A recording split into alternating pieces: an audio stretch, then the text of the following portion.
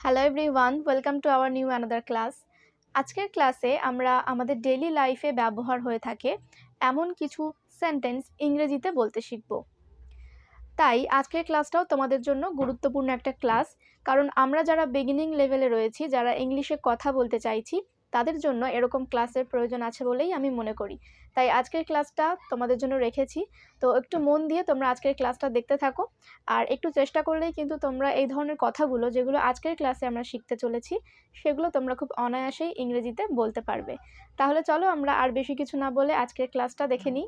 তাহলে চলো আমরা দেখে নিই আজকের ক্লাসের ফার্স্ট সেন্টেন্সটা কী আছে। ফার্স্ট আছে, আমি স্কুলে যাওয়ার পথে। আমরা অনেক সময় কথাটা বলে থাকি যে আমি স্কুলে যাওয়ার পথে বা আমি বাড়িতে যাওয়ার পথে। কথাটাকে ইংলিশে এইভাবে বলবে, I am on the way to school. I am on the way to school. আমি স্কুলে যাওয়ার পথে। I am on the way to school. এইভাবে তোমরা ইংলিশে কথাটাকে বলতে পারো। নেক্সট, বাইরে গেলে কেমন হয়। কখনোই মনে হয় যে একটু বাইরে গেলে কেমন হয়।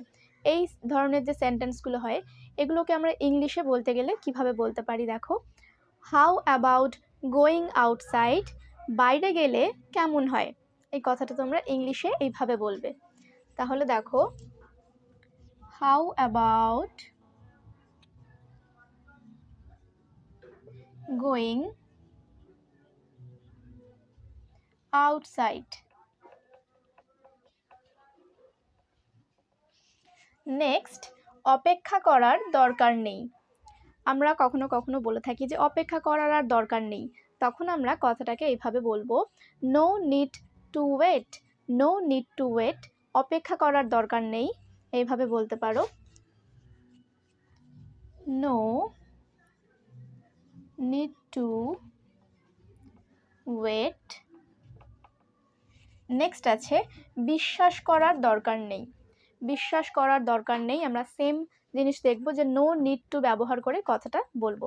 নো নিড টু ট্রাস্ট, মানে বিশ্বাস করার দরকার নেই, এইভাবে তোমরা বলতে পারো।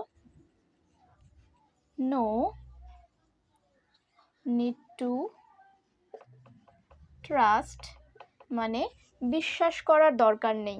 এরপরে সেন্টেন্স, আমি যাওয়ার কথা ভাবছি। আমি যাওয়ার কথা ভাবছি। I am thinking of going. I am thinking of going, আমি যাওয়ার কথা ভাবছি, এইভাবে কথাটাকে বলা যায়। I am thinking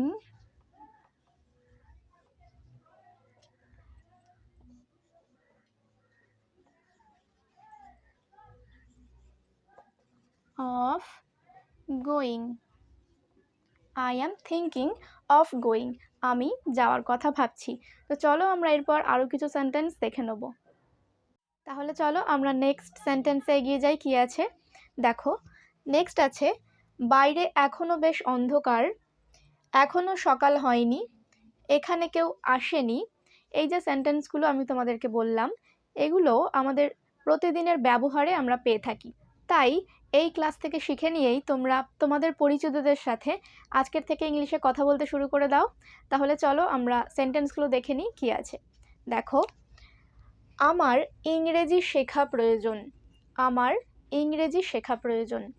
I need to learn English. I need to learn English, মানে আমার ইংরেজি শেখা প্রয়োজন। আই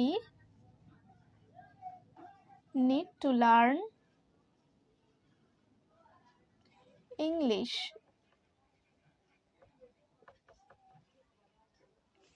পরেরটা দেখো, আমার সেখানে যাওয়া প্রয়োজন। আমরা অনেক সময় কথাগুলো বলে থাকি যে আমার সেখানে যাওয়া প্রয়োজন, তো কথাটাকে আমরা এইভাবে বলতে পারি, I need to go there. I need to go there, মানে আমার সেখানে যাওয়া প্রয়োজন। I need two